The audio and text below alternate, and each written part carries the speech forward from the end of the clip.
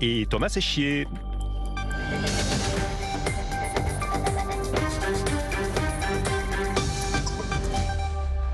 Bonjour Shirin Ardakani. Bonjour. Bienvenue sur France Info. Présidente de l'association Iran Justice, vous êtes également avocate de la famille de la prix Nobel de la paix Narges Mohammadi qui est incarcérée en Iran. Vous êtes également avocate de la famille de Cécile Coller qui est assignée à l'ambassade de France à Téhéran avec Jacques Paris. Camille Vigogne-Lecoq est à mes côtés du Nouvel Obs pour vous interroger. On est ravis de vous avoir avec nous pour évoquer bien sûr la guerre au Moyen-Orient qui se poursuit, ce que veulent également les Iraniens, qu'on a du mal à entendre. Les réseaux sont coupés dans le pays. Cette journée également des droits des femmes, les Iraniennes qui, plus que les autres, certainement subissent la répression et la violence de la dictature religieuse. C'est le 9e jour de la guerre en Iran. Les États-Unis et Israël poursuivent leurs bombardements intenses sur Téhéran. Les autorités iraniennes évoquent 1 millier de morts, dont 30% d'enfants, des chiffres impossibles à vérifier. Est-ce que vous avez des nouvelles de votre famille? Je crois que votre père vit encore en Iran. Alors, je n'ai pas de nouvelles de mon père en l'occurrence, puisqu'il est dans le sud de l'Iran, dans le Khouzestan, là où les communications sont le plus coupées en réalité, mais j'ai des nouvelles de mes proches qui sont à Téhéran. Les nouvelles sont apocalyptiques. On a vu hier soir des images extrêmement fortes. Téhéran brûle.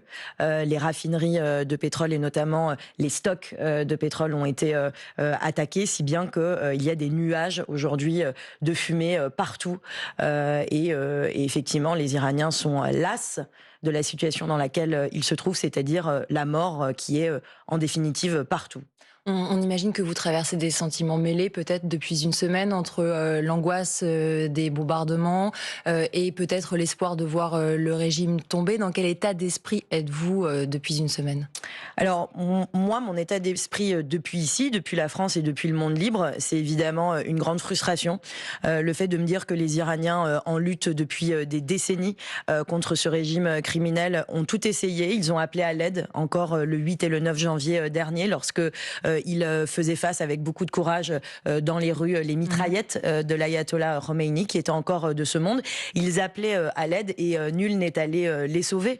En réalité, quand je dis sauver, c'est pas sauver par les bombes, c'est avec des alliés sincères qui sont là pour protéger les populations civiles. Et je vois qu'aujourd'hui, ce cri n'a pas été davantage entendu et c'est désormais les bombes de Trump et de Netanyahou qui tuent des civils. Vous parlez des bombes de Trump, de Netanyahou et de Trump, mais elle vise, d'après ce qu'on entend, essentiellement des infrastructures militaires.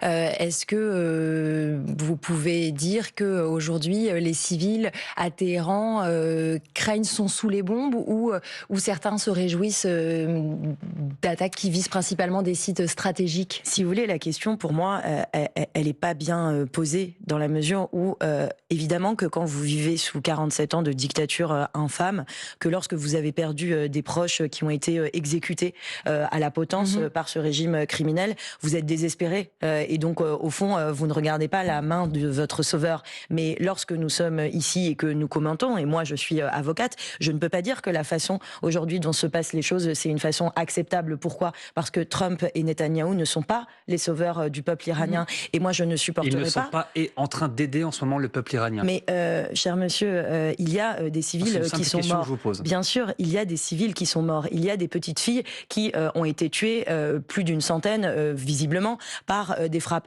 Moi, quand je déplorais que... Vous faites allusion à la frappe à sur l'école de Minab, qui a été, aujourd'hui, qui est avérée. Et donc, il y a des enfants qui ont été tués. Et moi, je déplore... La presse américaine, juste pour préciser, estime qu'il est probable que la frappe provienne des États-Unis. Ça n'est pas confirmé pour l'instant, mais c'est effectivement une probabilité. Toujours est-il que la guerre fait des civils. Et moi, je me refuse à dire que parce que des civils ont été tués par des Américains ou des Israéliens, eh bien, il ne faudrait pas les déplorer. Les civils ne doivent pas mourir, quelle que soit la main qui frappe. Les civils doivent vivre partout au Moyen-Orient. Et les Iraniens, ils ont le droit d'avoir des alliés sincères qui les protègent. Et cette guerre, à mon sens, ne va pas dans le sens de ce que souhaitent les Iraniens. Shirin Ardakani, on vous pose la question parce que cette semaine, on a entendu des voix discordantes, y compris d'Iraniens, d'Iraniennes qui vivent ici en France. On voulait vous faire entendre Nexia, une mannequin influenceuse qui se réjouit de l'intervention militaire en cours. C'était sur France Inter. On l'écoute et vous commentez après.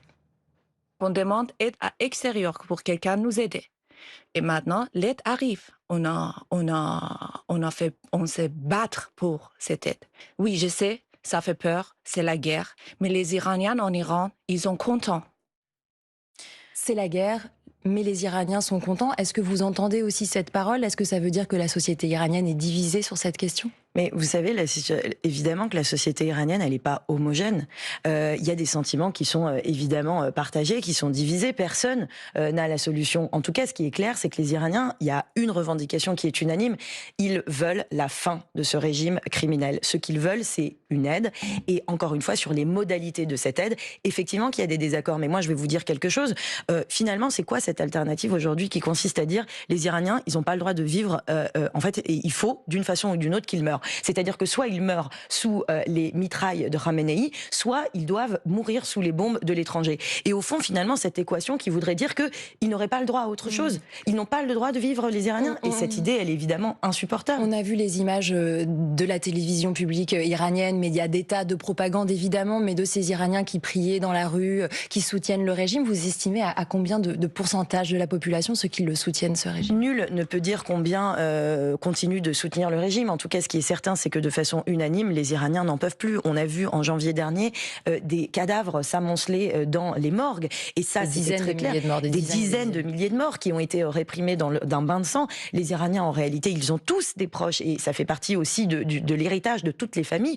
On a des proches qui ont été exécutés par l'ayatollah Khamenei et par ses sbires. Et c'est pour ça que d'ailleurs, lorsqu'il a été frappé illégalement tout de même par les États-Unis et par Israël, eh bien, les gens se sont réjouis. Ils exultaient dans les rues. Et on peut les comprendre parce que c'est là le bourreau du peuple iranien qui a été tué. Mais encore une fois, moi j'appelle à une forme de responsabilité quand ici, effectivement, nous qui sommes les juristes et les militants des droits humains, nous ne pouvons pas nous réjouir de ces guerres-là. Parce que ces guerres-là, au fond, au final, elles sont quand même menées contre les populations civiles. Et ça vaut pour les Iraniens, mais ça vaut aussi pour les Libanais, et y compris pour les Israéliens, dont je rappelle qu'il y a aussi des morts civiles. Donc les populations civiles du Moyen-Orient, aujourd'hui, sont entraînées dans ces guerres illégales. Et on s'interroge beaucoup sur la stratégie de Donald Trump en Iran. Il change régulièrement d'avis ces derniers jours. Quand vous l'entendez dire que ça ne serait pas forcément un problème si un religieux restait à la tête de l'Iran, est-ce que ça vous fait craindre le pire sur l'avenir ? Mais vous savez, ça fait quelques jours déjà que certains, comme moi, mais comme d'autres, nous le disions, Donald Trump ne se soucie pas du sort des Iraniens. Et c'est pour ça que c'est extrêmement frustrant, voire même révoltant, lorsque j'entends effectivement certains de mes compatriotes, et sans doute qui le font avec de bonnes intentions, et ils s'imaginent peut-être que Donald Trump va les sauver, mais nous ne le disons de façon très claire, cet homme-là n'est pas le recours des peuples, cet homme-là n'est pas l'allié des démocraties. D'ailleurs, on voit bien qu'au Venezuela, eh bien aujourd'hui, il y a encore ce régime qui est le bras allié de Maduro, qui était un dictateur évidemment infâme. Et donc vous vous préparez au scénario dans lequel le régime des mollahs reste en place? Bien sûr, puisque c'est aujourd'hui la volonté, je crois, de Donald Trump, qui est de faire des deals. Et sans doute que s'il ne commerce pas, en tout cas s'il ne négocie pas avec le bourreau des Iraniens, bien sans doute qu'il s'accommodera d'une façon ou d'une autre d'un régime qui pour lui est acceptable. Et ça serait le pire scénario pour vous? Mais aujourd'hui, en fait, les Iraniens, ils ont que des pires scénarios. En fait, il n'y a aucun bon scénario qui se profile pour les Iraniens. Et c'est pour ça, d'ailleurs, je crois qu'il y a un niveau de désespérance extrêmement fort dans la société qui ne sait plus à quel sein se vouer. Parce qu'au fond, la population iranienne est seule. Elle est seule à son sort. L'Europe est absolument absente et se contente d'accompagner, en réalité, les déclarations au jour le jour de Donald Trump. Tout cela est très inquiétant. Et malheureusement, moi, aujourd'hui, je ne suis pas très optimiste sur ce qui risque de se produire. En France, on entend beaucoup un nom, celui de Reza Pahlavi, une sorte de nostalgie mêlée d'espoir. Chez certains, beaucoup de critiques également. Vous avez quel sentiment par rapport au fils de l'ancien Shah d'Iran? Écoutez, moi, j'ai pas de commentaire à faire. Je suis pas une militante politique. Je suis une militante des droits humains. Certains sont favorables au retour de la monarchie. Lui se défend, dit qu'il ne sera pas un monarque. Reza Pahlavi, il n'a pas moins de droits que les autres à se présenter un jour dans un Iran libre. Il n'en a pas plus d'avantages. Après, voilà, moi je suis une militante des droits humains. Je suis défavorable à la loi de la lignée. Et vous voyez mon t-shirt, on en parlera tout à l'heure, femme, vie, liberté. J'aurais pu rajouter égalité. Or, un système monarchique, je crois, de tous les points de vue, n'est pas en faveur de l'égalité entre tous les citoyens. Mais ce seront les Iraniens qui décideront dans le cadre d'un Iran démocratique et libre. Mais encore faut-il appeler à des élections. Et je crois que malheureusement, en période de guerre, s'il y a bien une chose qui n'est pas réunie, c'est pour des élections libres. Mais de ce que vous en savez, vous qui êtes en contact avec la population iranienne sur place, est-ce qu'il représente quelque chose, Reza Pahlavi ? Il y a des gens qui sont partisans de Reza Pahlavi. Il y a aussi des gens qui sont très vigoureusement opposés à Reza Pahlavi. Il y a toutes les sensibilités et toutes les opinions aujourd'hui en Iran. Il y a aussi des républicains qui sont à la fois contre la monarchie et contre la République islamique. Mais si vous voulez, c'est ce que vous souhaiteriez, vous ? Moi, j'ai pas d'avis. Moi, je suis pas en Iran, je vis pas en Iran, donc je n'ai pas d'avis pour l'Iran. Moi, je suis une militante des droits humains, et depuis ici, ce que je dis, c'est que les guerres illégales ne vont pas dans le sens des populations civiles. Je dis que les Iraniens ont le droit à disposer d'eux-mêmes, et pour qu'ils puissent exercer librement leur autodétermination, il faut qu'on les y aide. Et je crois que les Européens aujourd'hui sont absents, ils sont spectateurs de ce qui est en train de se passer. Et déjà, si la diplomatie européenne pouvait acter qu'il y a aujourd'hui un désamour avec cette République islamique qui s'est rendue coupable quand même de crimes contre l'humanité, et donc ça implique quand même des obligations internationales, c'est de dire que lorsqu'il y a un régime qui commet des crimes contre l'humanité, alors il ne peut pas se maintenir, parce que c'est un régime qui a violé toutes les règles du droit international. Et déjà, il faudrait que peut-être la diplomatie européenne acte cela et appelle sans doute à des élections libres pour que les Iraniens exercent leur choix. Shirin Ardakani, vous restez avec nous, on poursuit la discussion dans un instant, juste après l'essentiel de l'actu. En une minute sur France Info, c'est avec Philippine Thibaudot. Bordeaux, Lille, Paris, Marseille ou encore Saint-Malo. 150 rassemblements prévus aujourd'hui en France à l'occasion du 8 mars, la journée internationale des droits des femmes. Dans ce contexte, une étude d'OpinionWay montre qu'une Française sur 4 souhaite créer son entreprise, mais une majorité d'entre elles renoncent finalement avant de se lancer. Environ 1000 Français rapatriés depuis le Moyen-Orient, depuis le déclenchement de la guerre il y a une semaine. Un vol est arrivé ce matin à Paris, un nouveau est prévu dans la journée, 3 vols civils en tout et 4 vols militaires. Sur le front, de nouvelles attaques au Qatar, au Koweït, en Arabie Saoudite, à Bahreïn et à Dubaï. Le président iranien estime que le pays est forcé de riposter contre ses pays voisins si leurs territoires sont utilisés pour l'attaquer.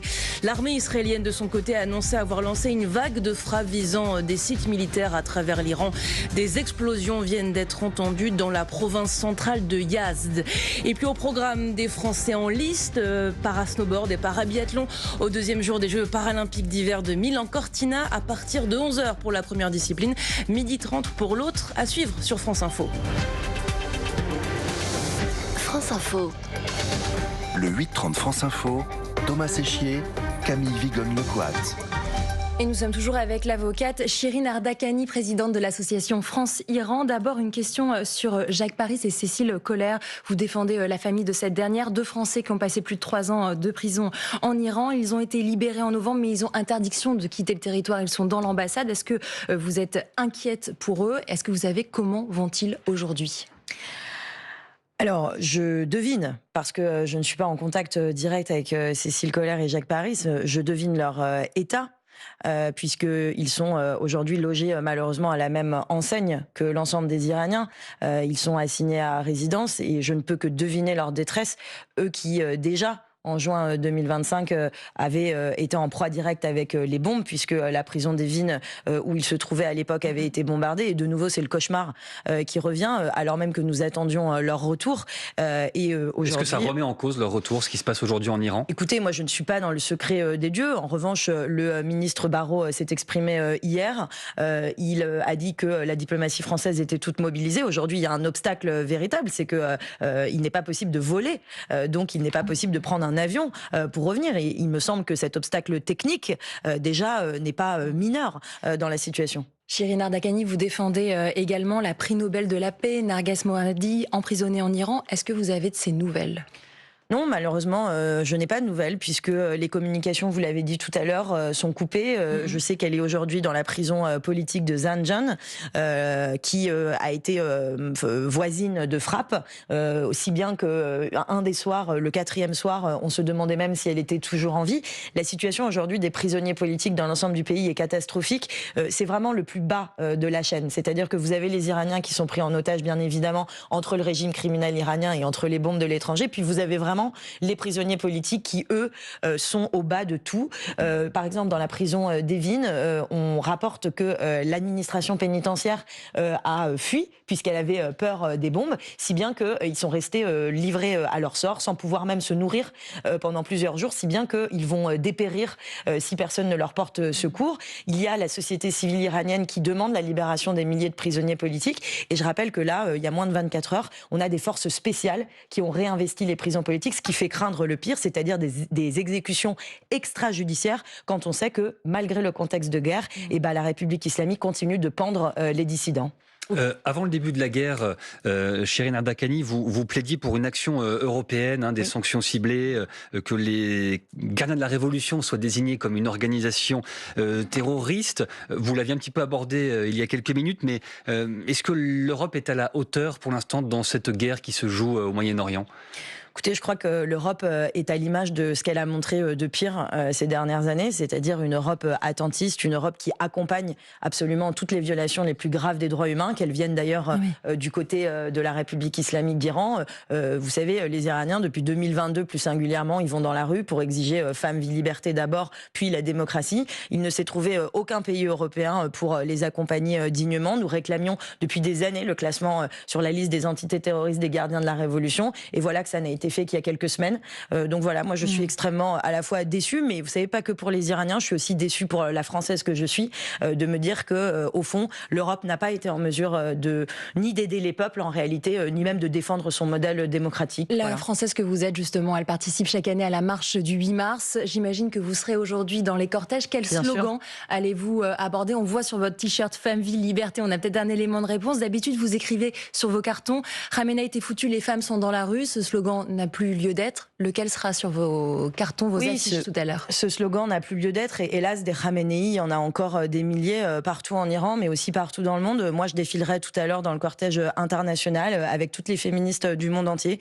Il y aura des Russes, il y aura des Ukrainiennes, il y aura des Ouïghours, il y aura évidemment des Palestiniennes aussi, des Iraniennes. Bref, il y aura toutes les femmes qui aujourd'hui subissent à la fois la loi des dictateurs dans leur pays, mais aussi des chefs de guerre.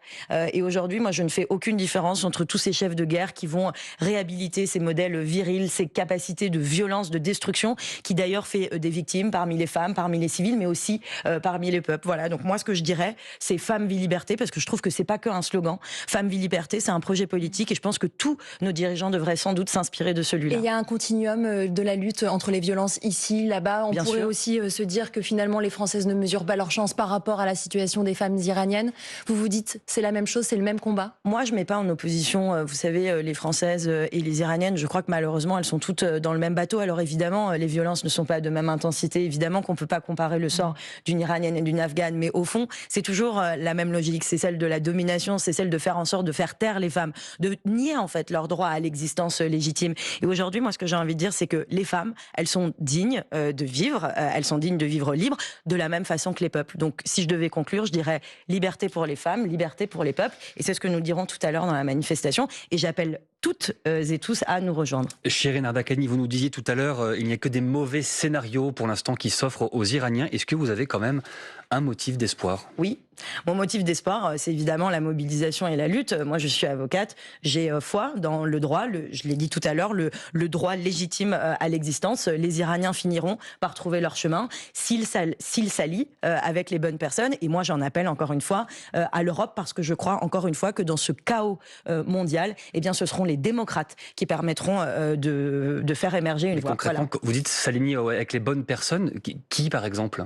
Moi, je crois encore une fois que les Européens, s'ils acceptent de dire non, parce que c'est aussi une question de consentement. Vous savez, quand on est une femme, on sait ce que c'est que le consentement. Il est possible de dire non à la loi de la violence de Netanyahou et de Trump, tout en protégeant les civils. Aujourd'hui, il serait tout à fait possible, par exemple, d'envoyer des délégations pour porter secours et assistance à la société civile. Je rappelle que les Iraniens manquent de tout, ils n'ont pas de médicaments, ils sont livrés à eux-mêmes, ils sont sous sanction depuis des années. Donc en fait, les civils, on peut même pas les sauver. On pourrait, par exemple, envoyer des forces, mais de pacification. Par exemple, l'ONU, les casques bleus, ce sont des forces de pacification qui feraient que non pas on bombarderait pas les pauvres civils qui n'ont rien demandé, mais on ferait en sorte de sécuriser la rue pour que les Iraniens puissent aller de nouveau dans les manifestations. Parce que comment le pourraient-ils l'huile sous les bombes et qu'ils puissent eux-mêmes faire en sorte de basculer et de faire en sorte d'avoir des élections libres. Il y a des choses qui sont possibles, mais encore faut-il pouvoir dire non. Et encore une fois, là, c'est une capacité à consentir ou à refuser. Merci beaucoup, Chirine Ardakani, d'avoir été avec nous ce matin sur France Info, présidente de l'association Iran Justice. Merci à vous, Camille Vigogne-Lecoat du Nouvel Obs, et bonne journée sur France Info.